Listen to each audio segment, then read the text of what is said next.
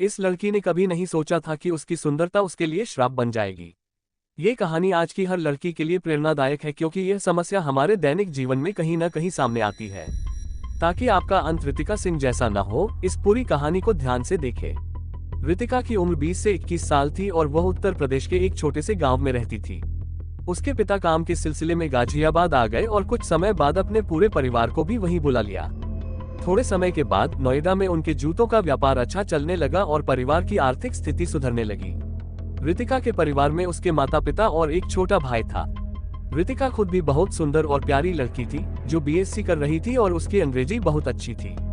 उसने अपनी शिक्षा एक कॉन्वेंट स्कूल से पूरी की थी। वह बहुत अच्छी थी और उसका स्वभाव भी बहुत अच्छा था। भारत में जब भी छुट्टियां आती हैं, तो हमारे माता पिता हमें हमारे ननिहाल ले जाते हैं। ऋतिका भी अपने बचपन में छुट्टियों में अपने ननिहाल जाती थी। वहां घर के बाहर खेलते हुए आसपास के बच्चों से दोस्ती हो जाती थी। ऋतिका के ननिहाल के पड़ोस में एक परिवार रहता था, जिनका एक लड़का था जिसका नाम आकाश गौतम था। बचपन में जब भी ऋतिका अपने ननिहाल जाती थी, तो वह आकाश के साथ खेलती थी और दोनों के बीच में दोस्ती हो गई। जब भी ऋतिका ननिहाल जाने का अवसर पाती थी, वो दोनों आपस में खेलते और उनकी अच्छी खासी दोस्ती हो जाती थी। समय के साथ साथ वो बड़े होते गए। जैसे जैसे वो बड़े होते गए, ऋतिका की दोस्ती आकाश के साथ बनी रही, लेकिन आकाश के दिल में धीरे धीरे प्यार उत्पन्न होने लगा। ये प्यार कोई सामान्य प्यार नहीं था, क्योंकि ऋतिका दिखने में बहुत खूबसूरत थी और वो बचपन से एक साथ खेलते आ रहे थे। इस कारण आकाश का प्यार गहरा था। आकाश का प्यार इतना तीव्र था कि यह जुनून में बदल गया। वह किसी भी हालत में ऋतिका को पाना चाहता था, लेकिन ऋतिका आकाश को सिर्फ एक अच्छा दोस्त मानती थी और उससे अधिक कुछ नहीं। जैसे जैसे वो बड़े होते गए, ऋतिका अब भी अपने ननिहाल जाया करती थी। आकाश ने कई बार अपने प्यार का इजहार किया, लेकिन ऋतिका इन सब बातों को हल्के में लेती थी। वह इन चीजों पर ज्यादा ध्यान नहीं देती थी और इन्हें मजाक में उड़ा देती थी। ऋतिका के लिए आकाश सिर्फ एक दोस्त था, जबकि आकाश प्यार में पागल हो चुका था। आकाश की एक दीदी थी जो गाजियाबाद में ही रहती थी। 2014 में आकाश अपनी दीदी के पास गाजियाबाद आता है, लेकिन असल में वो ऋतिका के पास आता है ताकि उसे तंग कर सके और अपने प्यार का इजहार कर सके। धीरे धीरे ये बात ऋतिका के घर वालों को पता चल जाती है कि आकाश ऋतिका को बहुत परेशान कर रहा है। इसके बाद ऋतिका के ननिहाल वाले आकाश के घर वालों से शिकायत करते हैं कि आकाश की हरकतें ठीक नहीं है और वो ऋतिका को बहुत परेशान कर रहा है। इस शिकायत के बावजूद आकाश का पागलपन इतना बढ़ जाता है कि वो गाजियाबाद में ऋतिका का अपहरण कर लेता है। उसे एक सुनसान जगह पर ले जाकर आकाश अपने प्यार का इजहार करता है। वो ऋतिका को बांधकर बताता है कि वो उससे कितना प्यार करता है और उसे हमेशा खुश रखेगा, लेकिन ऋतिका बार बार उसके प्रस्ताव को ठुकरा देती है। आकाश उसे यह समझाने की कोशिश करता है कि उसने रेलवे का एक परीक्षा दिया है और जल्दी ही उसे अच्छी नौकरी मिल जाएगी, जिससे उनका भविष्य सुरक्षित होगा। आकाश ये भी कहता है कि उसे गलत न समझा जाए, क्योंकि उसका प्यार सच्चा है और वो ऋतिका को खुश रखेगा। 2 दिन बीत जाते हैं और ऋतिका के घर वाले चिंता में पड़ जाते हैं कि ऋतिका गायब हो चुकी है। उनका शक सीधे आकाश गौतम पर जाता है और वो पुलिस स्टेशन में जाकर शिकायत दर्ज कराते हैं कि आकाश ने ऋतिका का अपहरण कर लिया है। पूरे 7 दिन बाद जब ऋतिका घर वापस आती है, तो वह अपने घर वालों से कहती है कि रिपोर्ट वापस ले लें। पिछले 7 दिनों में आकाश ऋतिका को अपने प्यार में फंसाने की कोशिश कर रहा था और बड़ी बड़ी बातें कर रहा था।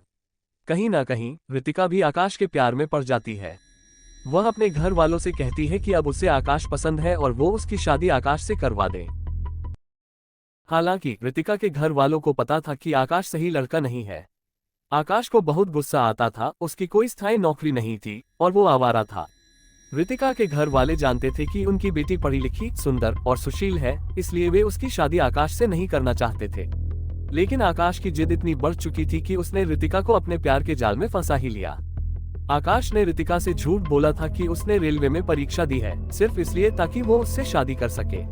असल में आकाश ने कोई परीक्षा नहीं दी थी और वो कोई पैसा भी नहीं कमा रहा था, इसलिए उसने झूठ का सहारा लिया था। घर वालों के पास कोई ऑप्शन नहीं था, तो ऋतिका के घर वालों ने इन दोनों की शादी करा दी। असली कहानी अब स्टार्ट होती है शादी के बाद। शादी को अब दोनों के 2 महीने हो चुके थे। अभी तक अच्छा चल रहा था सब कुछ 2 महीने तक। 2 महीने बाद ऋतिका को पता लगता है कि आकाश ने झूठ बोला था। इनफैक्ट रेलवे का जॉब तो दूर की बात है, उसने एग्जाम तक नहीं दिया था। उसने झूठ बोला था जस्ट उससे, और वो वैसे भी कोई जॉब वॉब नहीं करता है। बट स्टिल ऋतिका ने थोड़ा बहुत गुस्सा होने के बाद उससे यह बात बोली कि जॉब कर लो कहीं पर, घर खर्चा भी चलाना है, बहुत कुछ करना है, शादी हो चुकी है, अब एटलीस्ट जॉब कर लो कहीं पर। अब वो क्या कर सकती है? कुछ नहीं कर सकती। लेकिन आकाश ना वो कहीं जॉब करता था, ना उसने एग्जाम दे रखा था। वो कुछ नहीं करता था, वो बेसिकली सिर्फ अय्याशी करता था, वो भी रितिका के पैसों से। अब जब लड़की को पता लगेगा कि सारा इसने झूठ बोला मेरे से, अब मैं घर वालों से लड़ झगड़ के इससे शादी करी है, तो वो क्या कर सकती है? वो कुछ नहीं कर सकती थी। रितिका हेल्पलेस थी बेसिकली। अब रितिका ने अपनी बीएससी कंप्लीट करी और एक स्कूल के अंदर टीचर की जॉब पकड़ ली। अब घर खर्च भी तो चलाना है। अब वो काम कर रही है, उसका पति अय्याशी कर रहा है। वो कोई जॉब नहीं कर रहा है, कोई गवर्नमेंट जॉब, कोई जॉब नहीं है, बस अय्याशी कर रहा है। इनफैक्ट जो सैलरी मिलती थी रितिका को, वो उस सैलरी को उड़ा रहा है। वो खुद कुछ नहीं कमा रहा है, तो रितिका इस टाइम पर हेल्पलेस थी बिल्कुल। रितिका उस टाइम पर सोशल मीडिया के ऊपर भी एक्टिव थी। वो एक फूड ब्लॉगर भी थी और फैशन इन्फ्लुएंस भी थी, तो वो अपना कंटेंट वगैरह जो है सोशल मीडिया पर डाला करती थी, बिकॉज उसको घर चलाना है। उसका पति उसने देख लिया कुछ नहीं कर रहा है, ऊपर से जब वो इन सब साइट्स के ऊपर एक्टिव हो चुकी है, उसको अपना कंटेंट डालना पड़ रहा है, तो वहाँ पर कुछ लोगों से उसकी इंटरेक्शन भी होगी, ब्रांड से इंटरेक्शन होगी, साथ में उसकी इंटरेक्शन नए लोगों से भी होगी। अब उसका जो पति है खाली दिमाग शैतान का घर, तो उसको ये सब चीजें रास नहीं आ रही थी। आकाश गौतम कहीं ना कहीं अब उस पर शक करने लग रहा है।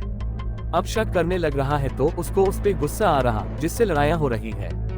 इनफैक्ट एक बार तो उस आकाश ने हद पार कर दी थी, उसने आग से उसके पैर को जलाने की कोशिश की रितिका के। वो तो किस्मत अच्छी थी कि सही टाइम पर रितिका के मॉम आ गई। तुम देख रहे हो कि रितिका, जिसके पास सब कुछ था, अब अपनी जिंदगी में कितना संघर्ष कर रही है। बिना किसी फायदे के वो संघर्ष कर रही है, क्योंकि वह क्षमताशाली है और सब कुछ कर सकती है, लेकिन उसका पति उसे इसमें समर्थन नहीं दे रहा। रितिका जैसे जैसे वह सोशल मीडिया पर अब कंटेंट शेयर करने लगी, वहाँ उसकी मुलाकात अब एक व्यक्ति से होती है। वह उसे बताती है कि उसका पति कुछ नहीं कमाता है और उसके साथ बहुत तंग करता है। रितिका परेशान हो चुकी है और उसे लगता है कि उसे इस शादी से भागना चाहिए। जब रितिका विपुल को इसके बारे में बताती है, तो विपुल कहता है कि वह फिरोजाबाद जाए और वहाँ के एक स्कूल में उसकी नौकरी लगवा देगा। रितिका को यह विचार अच्छा लगता है, क्योंकि वह पहले से ही एक स्कूल में टीचिंग जॉब कर रही थी। अब रितिका इंतजार कर रही है कि एक मौके पर फिरोजाबाद के लिए निकले। वह जानती है कि अगर उसका पति घर पर होगा और उसे पता चलेगा कि वह फिरोजाबाद जा रही है, तो वह इसे कभी भी होने नहीं देगा, क्योंकि उसका घर का खर्च रितिका से ही चल रहा है। रितिका को यह मालूम होता है कि जब उसका पति घर पर नहीं होता है, तो उसे फिरोजाबाद जाने का मौका मिल सकता है। और जैसे ही उसका पति घर पर नहीं रहता है, रितिका फिरोजाबाद के लिए रवाना हो जाती है। वहां पहुंचते ही विपुल उसे एक अच्छे दोस्त की तरह समझकर उसके लिए एक नौकरी दिला देता है। स्कूल के अंदर अभी भी रितिका के दिमाग में न बहुत ज्यादा डर था कि यार कहीं ना कहीं से आके मुझ तक पहुंच ना जाए, क्योंकि रितिका को पता तो था कि वो पहले इतना साइको था, अब तो वो और ज्यादा साइको हो चुका। उसकी तो सारी नीज ही मुझसे है, तो ये कहीं ना कहीं से मुझ तक पहुंच गया तो बहुत दिक्कतें खड़ी कर देगा। रितिका को डर था कि मॉम डैड के थ्रू या कहीं किसी के भी थ्रू मेरे तक पहुंच सकता है, तो रितिका ने सबसे अपने कांटेक्ट खत्म कर दिए। अपने मॉम डैड और किसी को नहीं बताया कि वो कहाँ है, क्या कर रही है। वहीं आकाश, वो बावला हो चुका था, तो आकाश रितिका के मॉम डैड को अब टॉर्चर करना स्टार्ट करता है, उन्हें तंग करना स्टार्ट करता है कि कहाँ गई रितिका, तुम बताओ ये। लेकिन उनके मॉम डैड को भी नहीं पता था। यहाँ आकाश अपनी खोज खबर चालू रखता है। रितिका फिरोजाबाद में स्कूल में टीचिंग की जॉब कर रही थी। विपुल गोयल जो है वो ऑलरेडी मैरिड है, उसकी एक वाइफ थी जो डेंटिस्ट थी और उसका एक बेटा भी था। अब जैसे जैसे टाइम बढ़ता जाता है, रितिका और विपुल बहुत ज्यादा क्लोज आ जाते हैं और उन दोनों को एक दूसरे से प्यार हो जाता है। अब ये दोनों क्या करते हैं कि ये दोनों लिव इन में रहना स्टार्ट करते हैं और फिरोजाबाद छोड़ देते हैं। ये दोनों अब आगरा चले जाते हैं। आगरा के ताजगंज इलाके में एक ओम श्री प्लेटिनम सोसाइटी में ये लोग एक फ्लैट ले लेते हैं। 13,000 प्रति माह उसका किराया होता है और वहाँ पर ये दोनों लिव इन में रहना स्टार्ट करते हैं। अब इस टाइम पर रितिका की जॉब छूट चुकी थी और विपुल अपना सेम रूटीन फॉलो कर रहा था। वो सुबह सुबह अपना स्कूल के लिए निकल जाता था एंड शाम को आता और दोनों अच्छे से रह रहे थे। रितिका वहीं अपने खर्च के लिए क्या कर रही थी, जो उसका सोशल मीडिया था वहाँ से पैसा कमा रही थी। फूड ब्लॉगिंग, फैशन इन्फ्लुएंसर वहाँ पोस्ट डाल रही थी। हालांकि रितिका को ये बात पता थी कि सोशल मीडिया के थ्रू उसका पति उसको पकड़ सकता है, बट उसके पास कोई ऑप्शन ही नहीं था।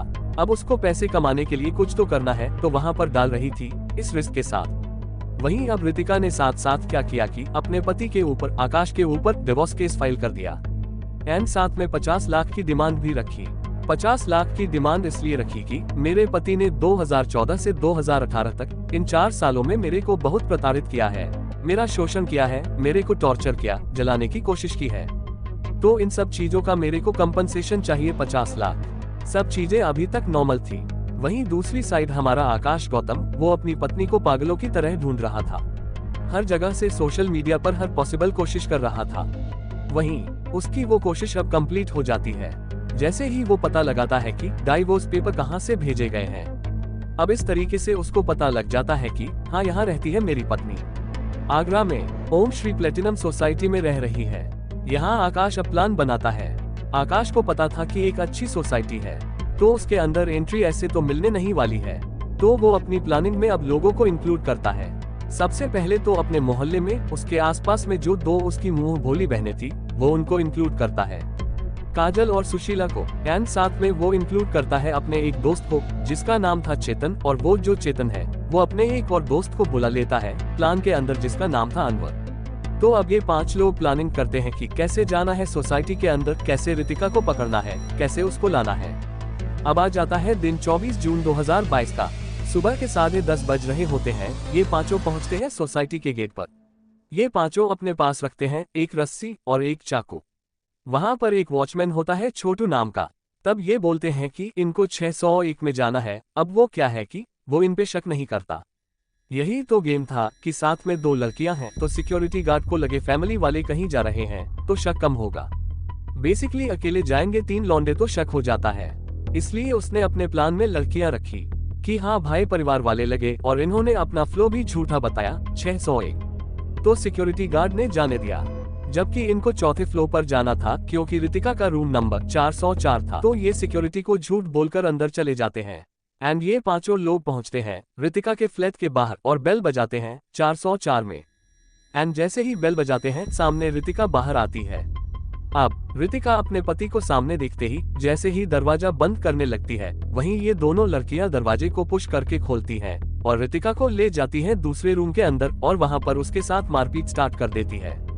वहीं विपुल जो कि अपने ऑफिस के लिए तैयार हो रहा था, वो बाहर आता है तो अनवर और चेतन और आकाश तीनों पकड़कर उसको ले जाते हैं दूसरी जगह और वहां पर उसको बांध देते हैं रस्सियों से और उसके साथ मारपीट स्टार्ट कर देते हैं। विपुल को दूसरे कमरे में से चीखने चिल्लाने की आवाजें आ रही होती हैं। सिर्फ और सिर्फ अब थोड़ी देर में क्या होता है कि सोसाइटी के गार्ड को और जो सोसाइटी के लोग हैं उनको ऊपर से एक भारी भरकम चीज जिसकी आवाज बहुत तेज थी वो नीचे गिरने की आवाज आती है। गार्ड गेट बंद कर देता है सबसे पहले तो, और वो लोग जब वहां पर जाते हैं तो वो देखते हैं एक महिला है जो ऊपर से नीचे गिरी है, जो बंधी हुई है। एक आदमी उसको खोल रहा है, बाकी का आदमी उसकी वीडियो बना रहा है। ये देखकर वो सब के सब हक्के वक्के रह गए। उन लोगों के समझ में आ गया कि उन्होंने मारा है। अब जैसे ही लोग पकड़ने जाते हैं उनको तो वो लोग भाग जाते हैं वहां से। चेतन और अनवर तो वहां से मौके से फरार हो जाते हैं, लेकिन काजल, सुशीला और आकाश वो तीनों पकड़ में आ जाते हैं। एंड देन पुलिस आती है। पुलिस को सारी की सारी वारदात का पता चलता है। पुलिस 404 में जाती है। वहां पर बाथरूम से चीखने की आवाजें आ रही होती है। वहां पर विपुल होता है। पुलिस विपुल को खोलती है। उन लोगों ने रितिका को जो बालकनी से गिराया तो वो फुटेज जो था वो सीसीटीवी में रिकॉर्ड हो गया गिरते हुए का रितिका का, और रितिका की डेथ हो गई क्योंकि उसके क्लॉट पड़ गए थे, उसकी पसलियां टूट चुकी थी। अब पुलिस जब पूछताछ करती है इन सब की, आकाश की, उन लड़कियों की, सबकी, तो अब बहुत सारी इस केस की थ्योरी निकल कर आती है। हर किसी का अलग अलग मानना है। यहाँ पर पुलिस का भी अलग मानना है। पहली थ्योरी जो निकल कर आती है वो ये थ्योरी निकल कर आती है कि अब देखो जो आकाश है वो बेरोजगार था, उसकी वाइफ थी बहुत ज्यादा सुंदर थी, अब वो सोशल मीडिया पर एक्टिव भी थी, वो पैसे कमा रही थी अच्छा खासा, अब नए लोगों से भी बातचीत हो रही थी, जिसकी वजह से अब आकाश जो है तो वो जेलस हो जाता था। उसको लगता था इसका कहीं बाहर चक्कर चल रहा है, तो वो शक की वजह से उसके साथ वो लड़ता था, जिसकी वजह से जब उससे दूर जाकर रहने लगी विपुल के साथ, तो अब ये बात जब आकाश को पता लगी तो उसने अपना प्लान बनाया और रितिका को मार दिया, क्योंकि उसने देखा उसकी वाइफ चीट कर रही है। पहली थ्योरी ये है। वही दूसरी थ्योरी जो है इन्वेस्टिगेशन के हिसाब से ये निकल कर आ रही है कि जो आकाश गौतम खुद बोल रहा है कि मैं तो मारने गया ही नहीं था, रितिका को मैंने नहीं मारा, मैं तो जस्ट प्रूफ लेने गया था। क्यों? क्योंकि मेरी वाइफ ने मेरे ऊपर 50 लाख का केस कर दिया था और मेरे पास सिर्फ और सिर्फ अब एक ही ऑप्शन बचा था कि मेरी वाइफ का किसी और के साथ चक्कर चल रहा है। अब ये अगर जो प्रूफ है इनके फोटोग्राफ्स, वीडियोस अगर मैं अदालत में दिखा देता हूँ तो मेरा वो जो 50 लाख है वो माफ हो जाएगा, और हाँ, समझ में आ जाएगा कोर्ट को कि ये चीट कर रही थी मेरे ऊपर, तो मेरे को पैसे नहीं देने पड़ेंगे। और मैं बेरोजगार आदमी, मैं पैसे कहाँ से लाऊंगा? तो इसीलिए मैंने प्लान बनाया अपने 2 लड़कों के साथ। तभी मैं अपने साथ रस्सी भी लेकर गया। हम जाएंगे सोसाइटी के अंदर, उसके फ्लैट के अंदर, उनको बांधे रंगे हाथों पकड़ेंगे और उनका फिर वीडियो बनाएंगे कि हाँ, रंगे हाथों हमने पकड़ा, और इसको फिर सबूत के तौर पर दिखाएंगे। मेरे को पहली थ्योरी ज्यादा सही लगती है। वो पहले भी उसको जलाने की एक बार कोशिश कर चुका था, और रितिका जब भाग चुकी थी, किसी और के साथ रह रही थी, तो उससे ये चीज नहीं देखी जानी थी, तो उसने तो मारना ही था। तो ये था रितिका सिंह का केस। बहुत बुरा लगा मेरे को रितिका का केस पढ़कर। क्यों? क्योंकि उस लड़की की कोई गलती नहीं थी, ना स्टार्टिंग में ना अभी तक। वो एक सुंदर, सुशील, प्यारी लड़की थी जिसका फ्यूचर बहुत ब्राइट था। वो लोगों से घुलती थी, मिलती थी, फैशन इन्फ्लुएंसर थी यार, कोई कमी नहीं थी उसके अंदर बेसिकली। बट उसकी सिर्फ एक गलती थी कि जब उस जैसा आवारा लड़का उसके ऊपर हावी हो रहा था तो उसे उस पर ट्रस्ट नहीं करना चाहिए था। तो मैं हमेशा हर वीडियोस में यही बोलता आया हूँ लड़कियों को कि बहुत सोच समझकर अपना पार्टनर चूज किया करो। तुम्हारे मॉम डैड गलत नहीं बोलते हैं। रितिका के मॉम डैड ने भी कहा था कि लड़का ठीक नहीं है। आई होप तुम्हें कुछ सीखने को मिला होगा इस वीडियो से। वीडियो अच्छा लगा तो सब्सक्राइब कर देना चैनल को, ऐसे वीडियोस तुम्हें और मिलते रहेंगे।